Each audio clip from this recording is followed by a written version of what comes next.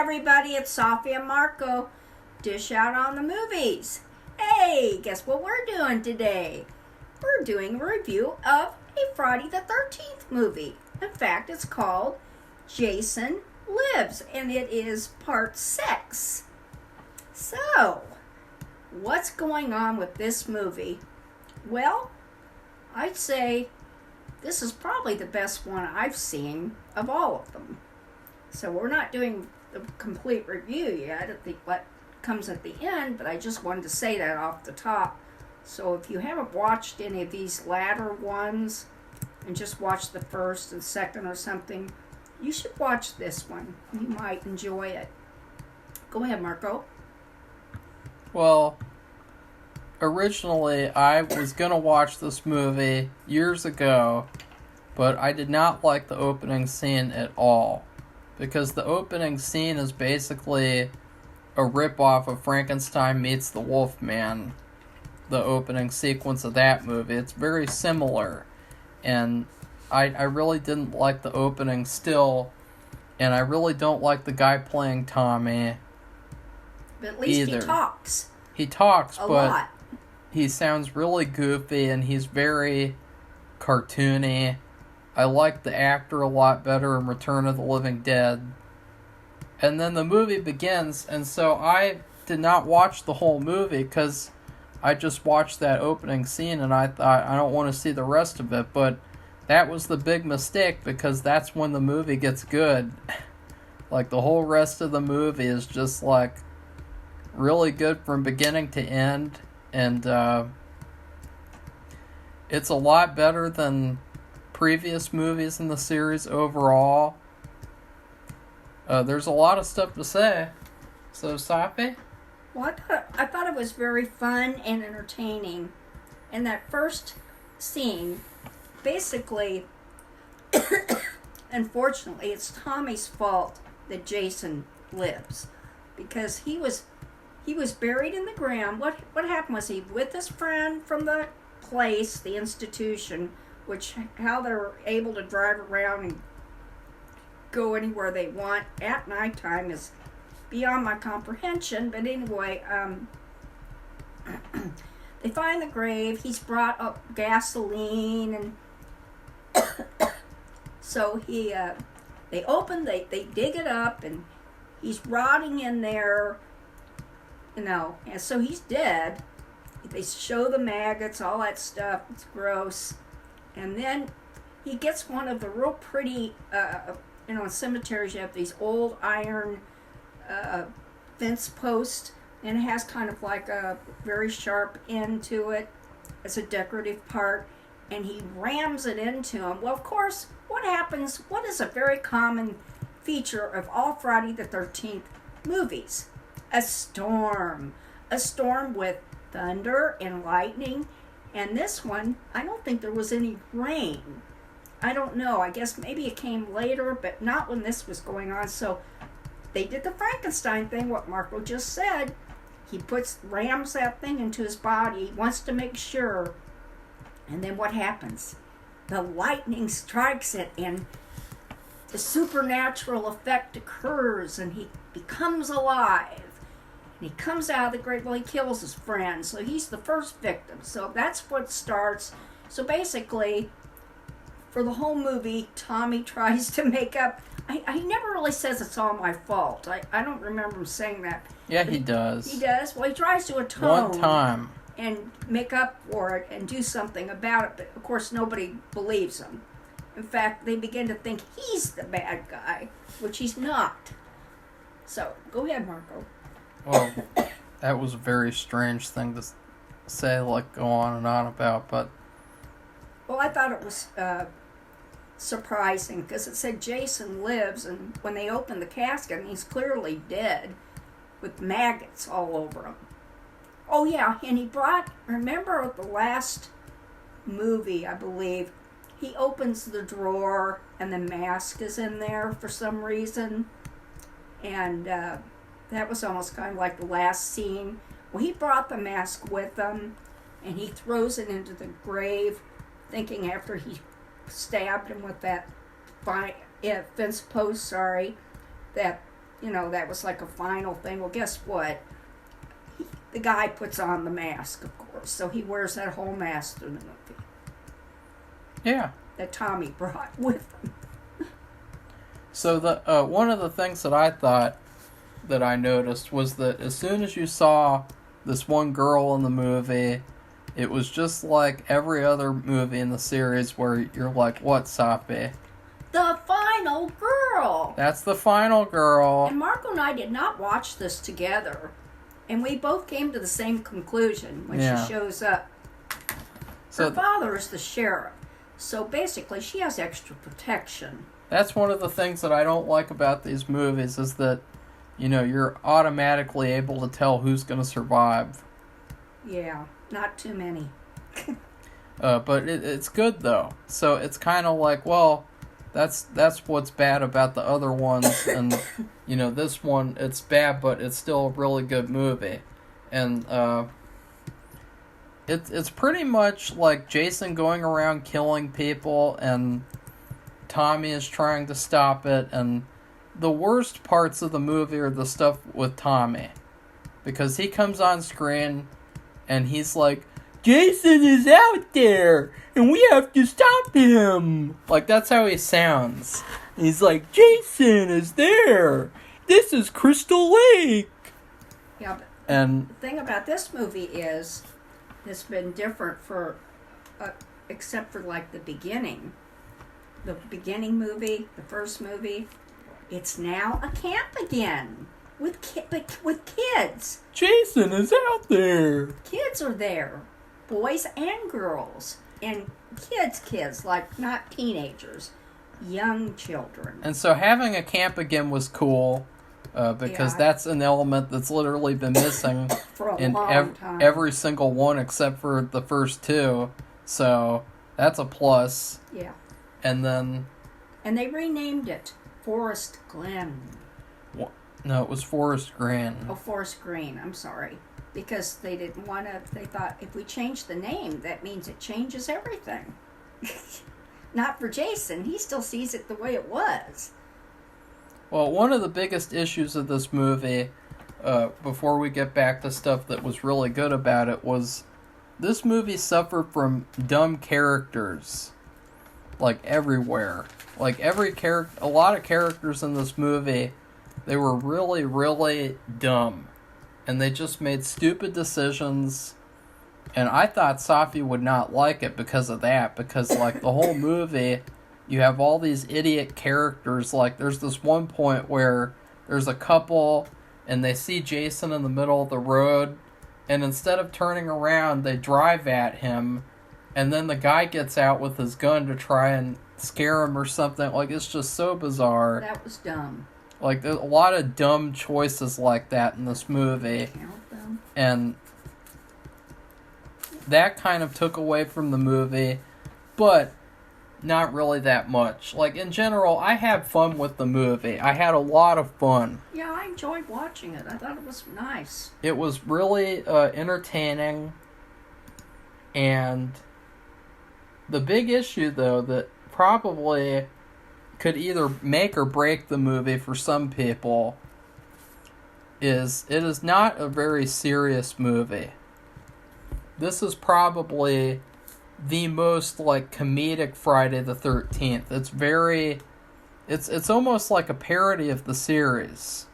Like there's a part where Jason smashes this guy's head into a tree and it makes like a smiley face imprint. And so there's lots of like goofy stuff like that. And so if you don't want to watch like a goofy Friday the 13th, then this really won't be your favorite because that's the whole movie. It's very consistent in tone the whole movie with being goofy and fun. Yeah, but the thing is, maybe on the other previous movies, they took themselves too seriously and they weren't very good actors, so it didn't work.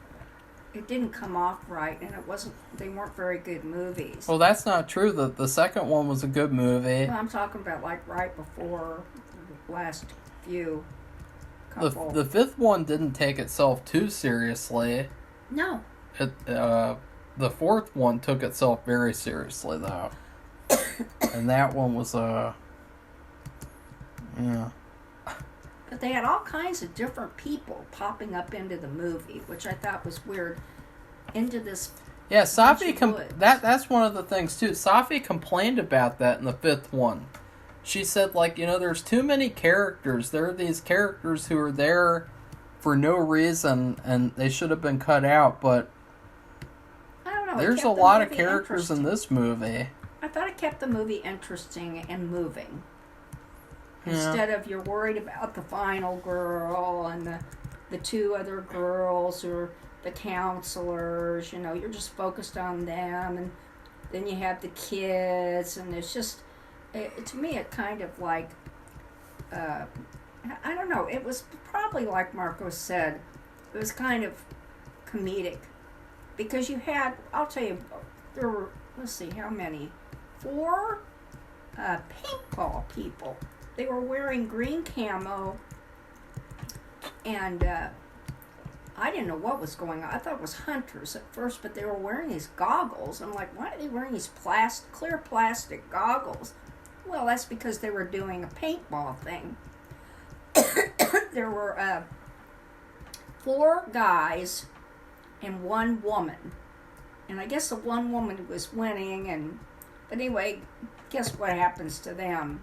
But it was so funny, one of them decided they're going to shoot Jason in the chest with paint. And Jason looks down at his chest after, like, what the hell is that? Because I don't think he knows what paintball is. So anyway, they all got killed. But they were like distractions and a weird distraction. Because there was only 5 of them. Go ahead. So there were a lot of good characters in the movie. That was also a change of pace. The fifth one had a lot of good characters too, but this one I felt like had even better characters for the most part. Because even like a lot of the smaller characters, I really liked their characters and thought that they were like, that I wanted to see them survive maybe, or I wanted to see what happened with them. Like even the counselors, they have these other counselors at the children's camp, and they're actually like pretty good characters. And so, I really like that about the movie, is that like almost every character is like a really good character. Like they are not just like cardboard cutout people at all, like in the other movies. And this is also the only movie in the series so far where there's an actual camp going on. Yes, that never happened before, right? No. They hadn't come yet. No. They were getting the camp prepared. Yeah. In fact, what happened is that couple, the first couple that tried to do stupid stuff like shoot Jason with a handgun and then back up into the mud, it was just dumb. Those were counselors. They were on their way to the camp. In fact, they were kind of in charge, and they were waiting on them. And so here they are, just putting away like groceries for the food, because it was just a weekend camp. And then this complete busload of girls and boys come riding up, and there's just 3 counselors, or 4, I guess, like the guy and 3 girls. And those are the only ones there, because those other 2 had gotten murdered, and they didn't know what happened to them. So, anyway, I thought that was good, too, to actually have camp and what they would do with it. Because it posed the question, what is Jason going to do to these children that are at the camp? Yeah, I wondered that, too. Is he going to kill the children who are kind of like... Because the whole point, I guess, of the series is protecting the children at camp, like him. And so is he going to kill these children? And it looked like, I guess he was going to. But they distracted him. The final girl, I think, or maybe one of the women counselors. There was, I don't know. They all got the final counselors there. They got out pretty quickly. He got them. So, And a weird thing too was the guy counselor. There was one guy counselor, and then there was that couple. But this one guy counselor, he went off with some woman who was camping in this camper, and he was away from the camp. I thought that was stupid. That was one stupid thing I didn't like, because with all those kids, and they had heard because on the way there they stopped the sheriff's station, because the final girl is the sheriff's daughter. And so they had heard that maybe Jason was still alive and after people. And they were told to not believe it, because Tommy was the one saying it, and he was in trouble and at the police station. And anyway, here he was. He leaves the campsite, and he's with this girl, and they're doing it in an RV. Yeah, and there were some really cool moments with Jason. One of the things that I really liked about the movie, and I've said that quite a few times, so it just shows how good the movie is, actually. One of the things that I liked was one of the parts that I liked was when Jason kills the driver in the RV, and he just lets the RV, like, crash and just flip over, and just, he's like, he doesn't even care. I wonder what was going to happen. Because he's, like, indestructible in this movie. And, but there were some really cool things about the kills. You know, the kills have really suffered in this series because of MPAA censorship. And in this movie, it's almost like the director or person making it is aware of that, and so he's trying to work with the constraints that he has by, you know, making the kills very succinct and very quick.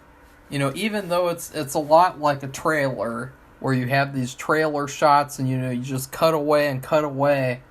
The kills were a lot better in this movie because, I don't know, like the way that they were done, it was done so much better than in parts 3, 4, 5, I guess. Right, Safi? Yeah, it was just interesting because you got to see Jason have to deal with things that he's never dealt with before. Really? Like, well, in that RV while it's going, I wondered what was going to happen, because if he attacked the guy driving, he wasn't driving it slowly. He was driving the RV pretty fast.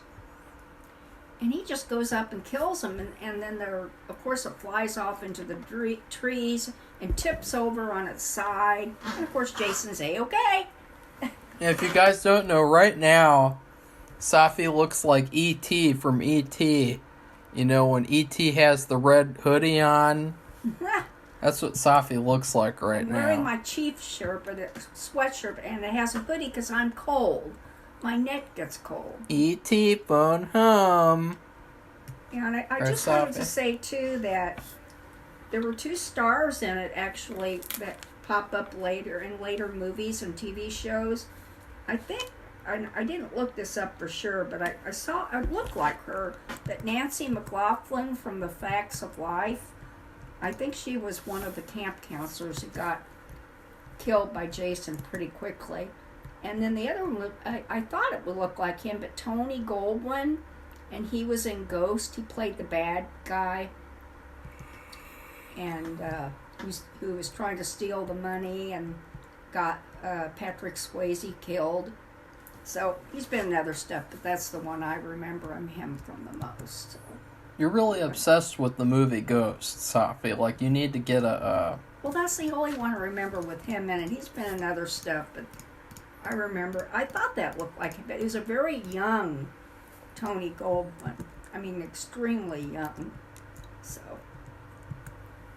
I'm trying to think what he played. I'm not sure. Maybe he was his, Tommy's friend. Well, I actually really like the final girl in this movie. Yeah, she was smart. She was a great character. And she was good at acting. And her dad was good, too, the sheriff.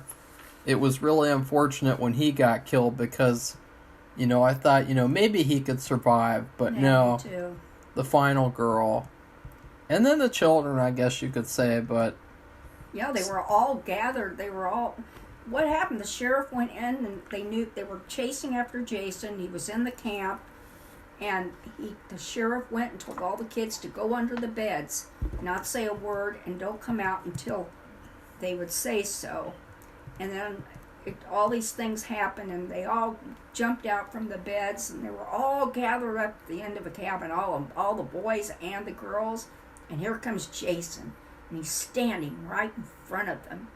What's he gonna do? I mean, so these were things that like he had never faced before, because this was a huge crowd of kids. This wasn't a few teenagers here and there. This was a huge group. I don't know, what would you say, about 40 or 50 kids, maybe? I'm not Just sure. standing in a big crowd against the wall, and they're all scared, and they're really young. They're not teenagers at all. I don't think there's one teenager among them. And it's just for the weekend, so... Anyway, I thought that was interesting that he, in this movie, he had to face things he's never faced. But of course, it doesn't deter him. He's off and running to kill his next victim. So. Yeah. So anyway, he kills all the counselors except for the final girl. And the reason why the sheriff got killed, he was hiding and he didn't know where he was. But then he started going after that girl. Well, that's his daughter. So he runs out and reveals himself, and he's not going to let Jason get his daughter.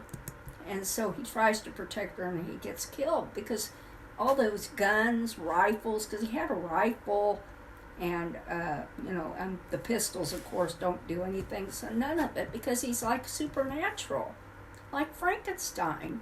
Yeah. He got the Frankenstein effect at the beginning. So, and Tommy tried to tell them that, but they wouldn't believe him. Yeah, I mean, one of the things that I didn't like about Tommy was that it felt like he was like Dr. Loomis. To the point of where he's like, Jason is coming! He's gonna get them! We have to catch a Jason! It was very much like in the style of a Halloween movie, where Tommy is the Dr. Loomis character.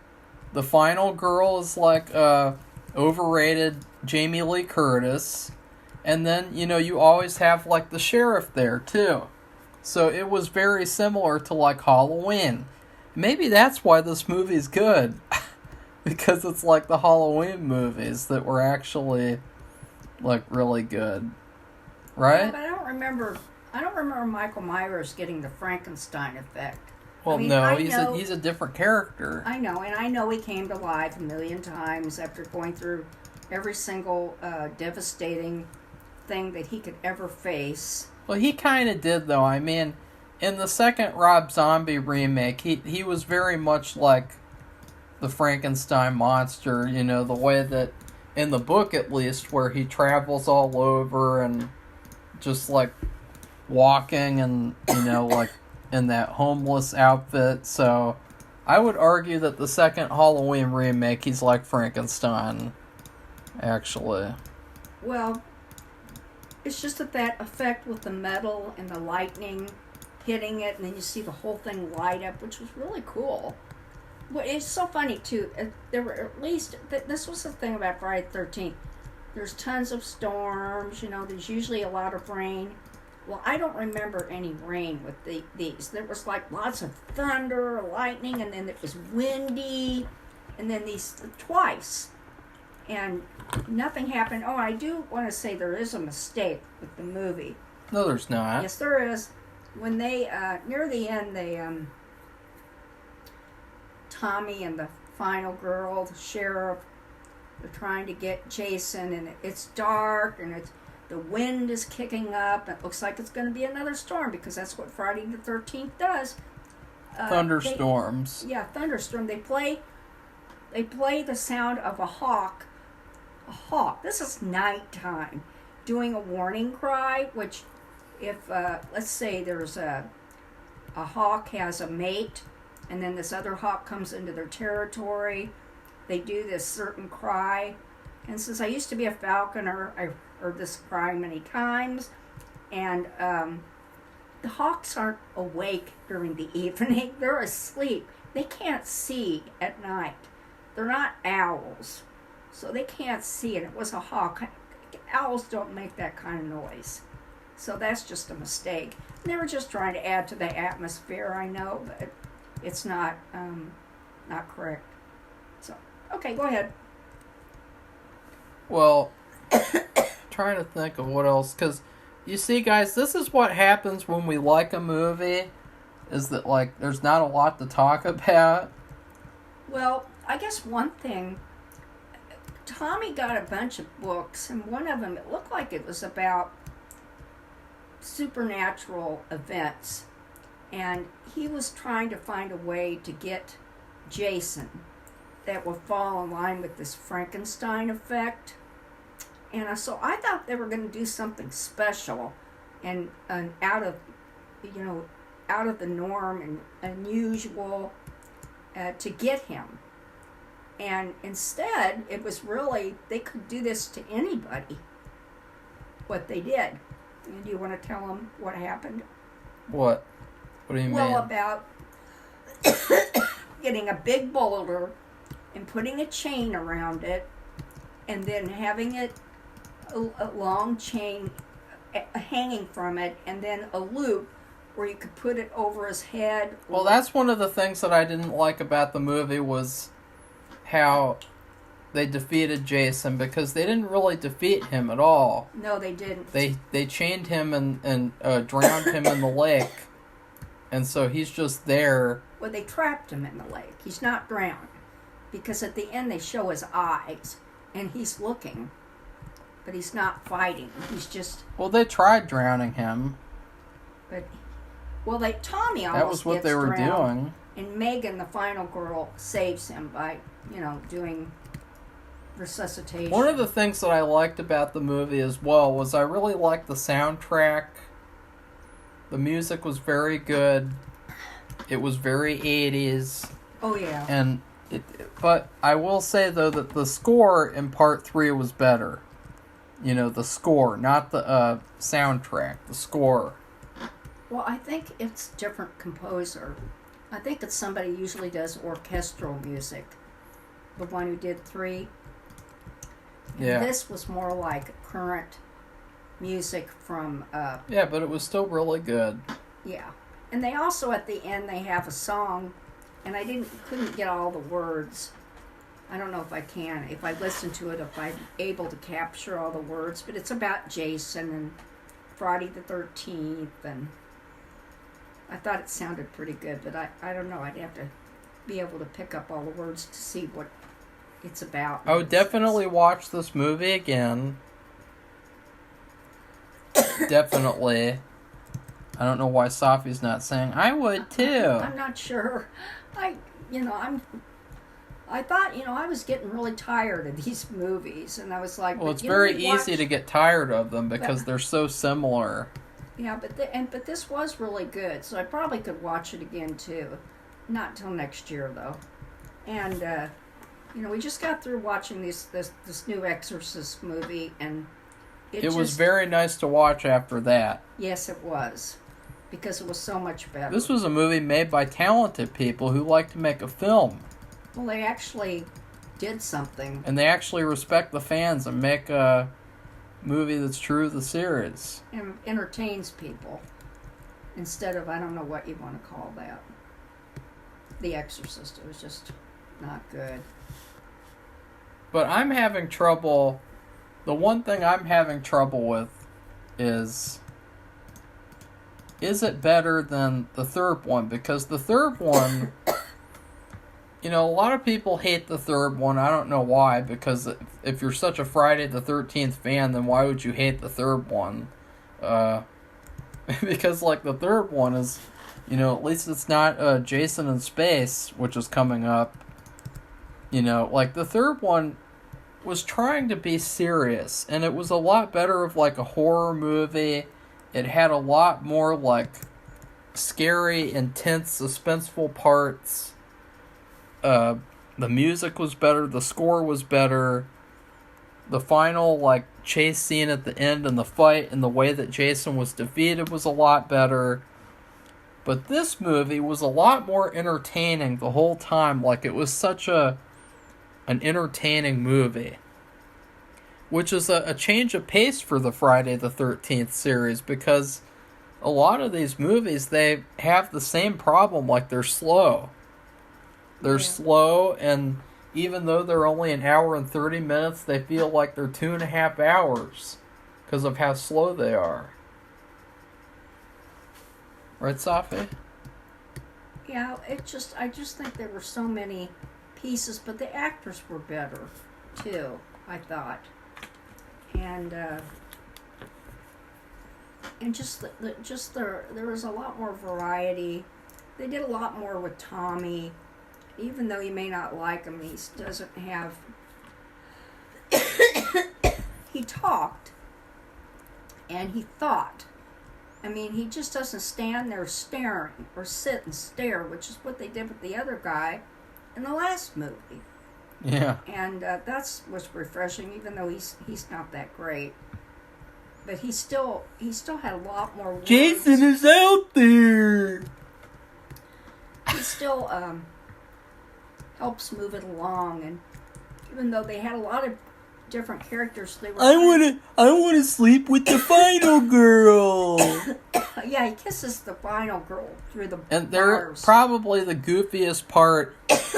The goofiest part of the whole movie is when there's this like chase sequence with her driving her car, which was a really cool car, and she makes him like, you know, duck down, and so his head is in her lap, and he keeps on staring at her private area.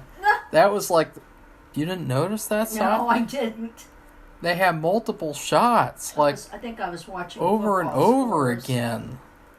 See, guys, this is why you can't trust Sophie's reviews.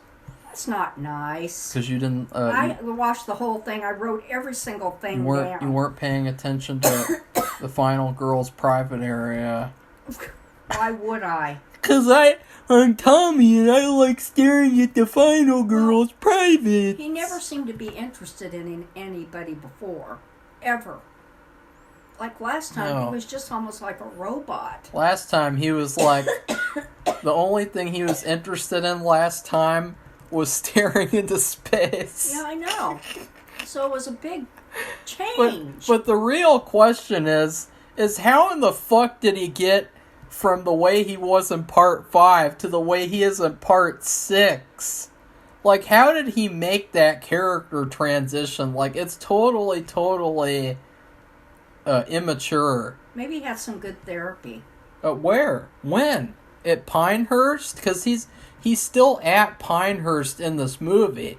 And you don't get any therapy at Pinehurst. They just say, like, oh, here's your eggs. Maybe they got a new director. I don't know.